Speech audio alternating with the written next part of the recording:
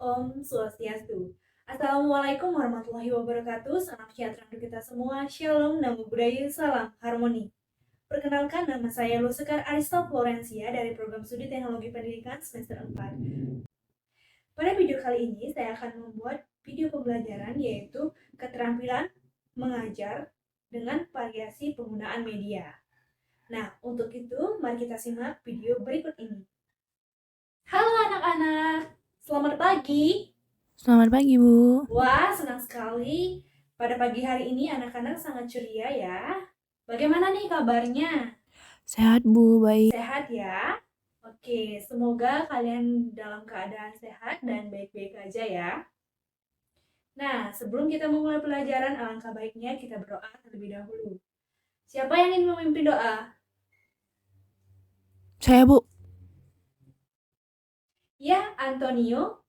Silakan langsung mimpin doa ya. Baik, berdoa dimulai. Berdoa selesai. Oke, terima kasih Antonio karena sudah memimpin doa di pagi hari ini. Nah, untuk sekarang kita akan belajar mengenai keanekaragaman hayati. Sebelumnya, siapkan terlebih dahulu buku catatannya karena Ibu akan menjelaskan di papan tulis dan beberapa media. Nanti kalian catat poin-poin pentingnya saja untuk kalian pelajari. Bisa dimengerti? Bisa, Bu. Nah, anak-anak coba perhatikan di depan, di papan tulis ini. Nah, kita lanjut ke pembahasan kita hari ini. Jadi, ada yang tahu nggak apa itu keanekaragaman hayati? Izin menjawab, Bu. Iya, Pina, disilakan untuk menjawab. Keanekaragaman hayati adalah variabilitas di antara makhluk hidup dari semua sumber, termasuk interaksi ekosistem terhadap. Oke, bagus ya, jawabannya sudah tepat. Namun mungkin ada pendapat lain dari teman-teman selain Pina. Saya, Bu. Oke, ada Ratmi nih yang ingin menjawab. Silakan Ratmi. Keanekaragaman hayati merupakan istilah yang digunakan untuk keanekaragaman sumber daya alam yang meliputi jumlah maupun frekuensi dari ekosistem, spesies, maupun gen di suatu tempat. Pak Ratmi lengkap ya penjelasannya. Oke, terima kasih Pina dan Ratmi karena telah berpartisipasi dalam pembelajaran hari ini.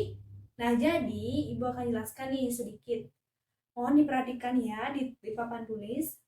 Keanekaragaman hayati merupakan istilah nih yang digunakan untuk keanekaragaman sumber daya alam yang meliputi jumlah maupun frekuensi dari ekosistem, spesies, maupun gen di suatu tempat.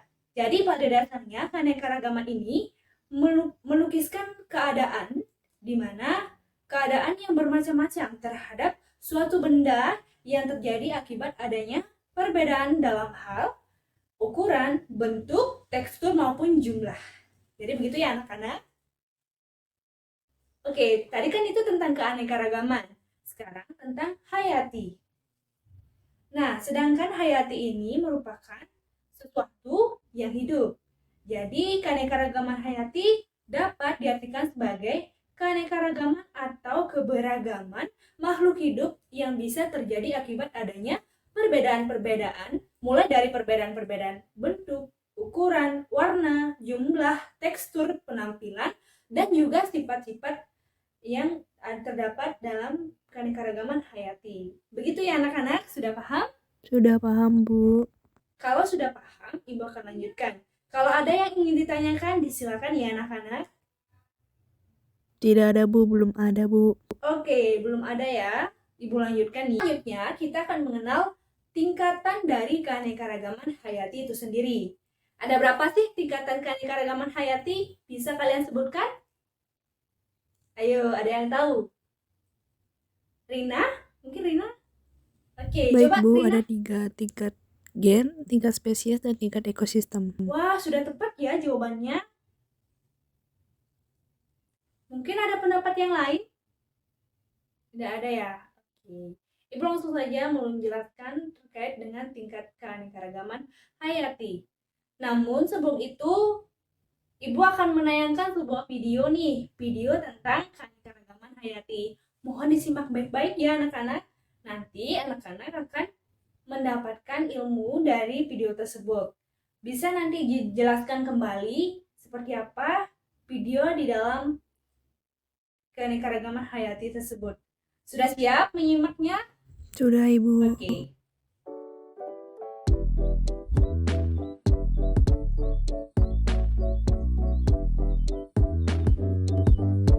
Keanekaragaman makhluk hidup sering juga disebut sebagai biodiversitas. Biodiversitas berasal dari bahasa Inggris yaitu biodiversity yang merupakan singkatan dari biological diversity. Sedangkan keanekaragaman hayati merupakan ungkapan pernyataan tentang terdapatnya berbagai macam variasi atau perbedaan sifat atau ciri di antara makhluk hidup yang ada di suatu tempat. Variasi itu meliputi antara lain variasi bentuk, warna, jumlah, ukuran, habitat, dan kebiasaan. Jadi yang dimaksud dengan keanekaragaman hayati adalah keanekaragaman semua spesies tumbuhan, hewan, mikroorganisme, serta proses-proses ekosistem dan ekologis yang ada di suatu tempat. Keanekaragaman hayati yang ada di bumi dapat dibedakan menjadi 3 tingkat, yaitu keanekaragaman tingkat gen, keanekaragaman tingkat spesies, dan keanekaragaman tingkat ekosistem. Adanya keanekaragaman pada tingkat gen menyebabkan terjadinya variasi individu dalam satu spesies, baik dalam hal bentuk, sifat, warna, ataupun hal lainnya. Sementara itu, keanekaragaman tingkat spesies akan menimbulkan keanekaragaman di tingkat takson yang lebih tinggi, misalnya di tingkat genus. Banyaknya variasi dan beraneka-ragamnya spesies akan menyusun ekosistem yang berbeda pula. Nah, mari kita bahas keanekaragaman hayati tingkat gen, spesies, dan ekosistem satu persatu. Yang pertama adalah keanekaragaman hayati tingkat gen. Apa yang dimaksud dengan gen? Gen merupakan faktor pembawa dan pengendali sifat-sifat makhluk hidup yang terdapat di dalam kromosom. Kromosom itu sendiri terdapat di dalam inti sel. Pada dasarnya, gen-gen yang dimiliki oleh setiap makhluk hidup mengandung perangkat yang sama, tetapi berbeda susunannya. Karena susunan gennya berbeda, setiap makhluk hidup memiliki sifat, fisiologi, anatomi, dan morfologi yang berbeda pula.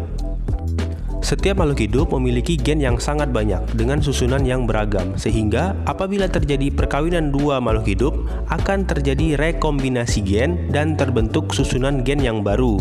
Hal inilah yang menyebabkan keanekaragaman gen menjadi makin tinggi. Makin banyak jenis gen yang terdapat dalam satu spesies, makin banyak. Nah, contoh keanekaragaman tingkat gen yang dapat kamu temui adalah jengger pada ayam. Kita mengenal beberapa bentuk pial atau jengger pada ayam, antara lain pial mawar, pial ercis, pial walnut, dan pial tunggal. Semua pial tersebut dimiliki oleh spesies yang sama, yaitu ayam atau galus-galus. Meskipun spesiesnya sama, setiap ayam memiliki gen yang berbeda-beda, sehingga bentuk pialnya berbeda pula. Keanekaragaman gen juga terjadi pada manusia. Keanekaragaman ini menunjukkan sifat-sifat berbeda antara lain ukuran tubuh, warna kulit, warna mata, serta bentuk rambut. Nah, contoh lainnya adalah cangkang-cangkang pada keong atau kerang. Cangkang-cangkang tersebut memiliki motif dan warna yang bermacam-macam. Hal itu juga menunjukkan adanya keanekaragaman pada tingkat gen. Motif dan bentuk cangkang kerang atau keong merupakan sifat yang nampak dari luar atau fenotip. Selain faktor genetik atau genotip, fenotip suatu jenis makhluk hidup juga ditentukan oleh faktor lingkungan. Oleh karena itu, dua makhluk hidup yang memiliki susunan gen yang sama belum tentu memiliki fenotip yang sama pula. Semua makhluk hidup dalam satu spesies memiliki perangkat dasar penyusun gen yang sama, tetapi dengan susunan yang berbeda-beda tergantung pada induknya. Hal itu yang menyebabkan timbulnya keanekaragaman pada tingkat gen. Nah, yang kedua kita akan membahas tentang keanekaragaman hayati tingkat spesies. Sebelum kita membahasnya, dapatkah kamu membedakan antara tanaman kelapa, aren, lontar, dan pinang? Atau dapatkah kamu membedakan jenis kacang-kacang seperti kacang tanah, kacang merah, kacang kapri, dan kacang hijau? Selain itu, dapatkah kamu membedakan antara hewan kucing, harimau, singa, dan citah? Jika kamu dapat membedakannya, setidaknya kamu telah mengetahui keanekaragaman tingkat spesies atau jenis. Untuk mengetahui keanekaragaman hayati tingkat spesies pada tumbuhan dan hewan, kamu dapat mengamati ciri-ciri fisiknya, misalnya bentuk dan ukuran tubuh, warna, dan kebiasaan hidup. Contoh, Kamu tentu dapat dengan mudah membedakan anggota keluarga kacang-kacangan antara kacang tanah, kacang kapri, kacang hijau, dan kacang merah. Hal ini disebabkan di antara mereka ditemukan ciri-ciri yang berbeda antara jenis yang satu dengan yang lainnya. Ciri-ciri tersebut diantaranya adalah ukuran batang, kebiasaan hidup, bentuk biji, bentuk buah, warna biji, jumlah biji, serta rasanya. Demikian pula halnya dengan tanaman kelapa, aren, lontar, dan pinang. Meskipun termasuk dalam famili yang sama, yaitu famili Arecaceae, mereka memiliki perbedaan ciri-ciri dan sifat, misalnya tinggi batang, bentuk daun, bentuk bunga, serta tempat tumbuhnya. Contoh lain adalah hewan dari anggota famili Felidae atau keluarga kucing, yaitu kucing, harimau, singa, dan citah. Di antara mereka terdapat perbedaan-perbedaan yang mencolok dalam hal perbedaan warna penutup tubuh, ukuran tubuh, tingkah laku, dan lingkungan hidupnya. Dapat disimpulkan pada keanekaragaman tingkat spesies, hewan atau tumbuhan memiliki famili atau genus yang sama namun memiliki spesies yang berbeda. Nah, coba kamu tulis di kolom komentar contoh dari keanekaragaman tingkat spesies yang lain. Oke, yang terakhir adalah keanekaragaman hayati tingkat ekosistem. Setiap spesies makhluk hidup memiliki tampilan atau ciri-ciri morfologi yang berbeda-beda. Hal tersebut dipengaruhi oleh gen yang dimiliki makhluk hidup tersebut dan lingkungan tempat hidupnya. Semua makhluk hidup selalu berinteraksi dengan lingkungannya. Lingkungan di sekitar makhluk hidup tersusun atas komponen fisik dan komponen kimia. Komponen fisik lingkungan antara lain iklim, cuaca, air tanah, udara, angin, cahaya, suhu, dan kelembapan. Adapun komponen kimia lingkungan misalnya keasaman, kandungan mineral, dan salinitas. Komponen fisik dan komponen kimia lingkungan disebut komponen abiotik, sedangkan makhluk hidup yang tinggal di suatu lingkungan disebut komponen biotik. Interaksi antara komponen biotik dan komponen abiotik akan membentuk suatu ekosistem. Komponen ekosistem yang beraneka ragam dan interaksi antara komponen tersebut akan membentuk keanekaragaman ekosistem. Keanekaragaman ekosistem dapat diamati pada tingkatan organisasi kehidupan yang lebih besar, misalnya bioma. Bioma merupakan komunitas ekologi yang utama atau formasi makhluk hidup, baik hewan ataupun tumbuhan yang menghuni wilayah yang luas. Bioma biasanya diidentifikasi atas dasar vegetasinya yang khas, misalnya tundra, hutan hujan tropis, dan hutan gugur. Bioma seringkali disebut ekosistem dalam skala besar. Keanekaragaman ekosistem di Indonesia disebabkan oleh adanya variasi iklim, kondisi geologis, serta faktor fisik dan kimia tanah. Berbagai tipe tumbuhan yang secara morfologi tampak sama dapat merupakan komunitas yang menempati tipe ekosistem atau habitat yang berbeda-beda. Berbagai tipe ekosistem yang ada di Indonesia antara lain adalah: yang pertama, ekosistem rawa bakau, terdapat di Pulau Jawa, Kalimantan, Sulawesi, dan Papua. Yang kedua, ekosistem hutan rawa, air tawar, dan danau, ditemukan di Pulau Jawa, Kalimantan, dan Sulawesi. Yang ketiga adalah ekosistem hutan basah dataran rendah, terdapat di Pulau Jawa, Sumatera, Sulawesi, dan Kalimantan. Yang keempat, ekosistem hutan meranggas kering, dataran rendah, terdapat di Pulau Jawa, Bali, dan Sulawesi. Selanjutnya ada ekosistem hutan basah pegunungan, terdapat di Pulau Jawa, Sumatera, Sulawesi, dan Papua. Selanjutnya ada ekosistem padang rumput savana dan padang rumput terbuka, terdapat di Pulau Jawa dan Nusa Tenggara. Lalu ada ekosistem pesisir pantai dan hutan pesisir, terdapat di Pulau Jawa, Sumatera, Nusa Tenggara, dan Sulawesi. Dan yang terakhir ada ekosistem gunung api dan kaldera, dapat ditemukan di Pulau Jawa dan Pulau Sumatera. Keanekaragaman ekosistem tersebut menunjukkan keanekaragaman spesies yang hidup di dalamnya. Makin beraneka ragam penghuni suatu ekosistem, makin stabil ekosistem tersebut. Kestabilan suatu ekosistem dapat terganggu apabila salah satu komponennya hilang, rusak, atau punah. Jika kestabilan ekosistem terganggu, perlu waktu lama untuk memulihkannya. Sekian pembahasan kita kali ini. Terima kasih telah mendengarkan. Sampai jumpa di pembahasan berikutnya.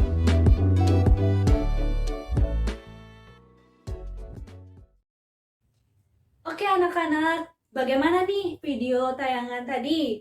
Apakah kalian memiliki wawasan lebih luas tentang keanekaragaman hayati?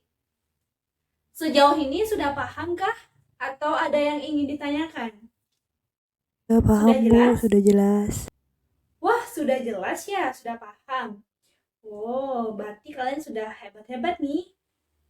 Nah, berarti kalau sudah jelas dan sudah paham, Ibu akan berikan tugas bagaimana? Baik Bu, siap. Jadi tugas kalian yaitu menggali atau mencari, men-searching di Google atau di media digital lainnya terkait dengan keanekaragaman hewan yang ada di Indonesia. Oke, nah kalian buat itu dengan PowerPoint. Kalian cantumkan poin-poin pentingnya dan pertemuan berikutnya kalian presentasikan. Bagaimana? Setuju? Setuju dong? Oke. Karena kalian sudah paham dan Ibu sudah berikan tugas, jadi mari kita cukupkan pembelajaran hari ini dan kita tutup dengan mengaturkan Paramasanti dan berdoa. Ibu pimpin ya langsung doanya. Berdoa mulai. Berdoa selesai. Oke anak-anak, terima kasih, semangat belajar, dan tetap juga menjaga kesehatan. Sampai jumpa di pertemuan berikutnya.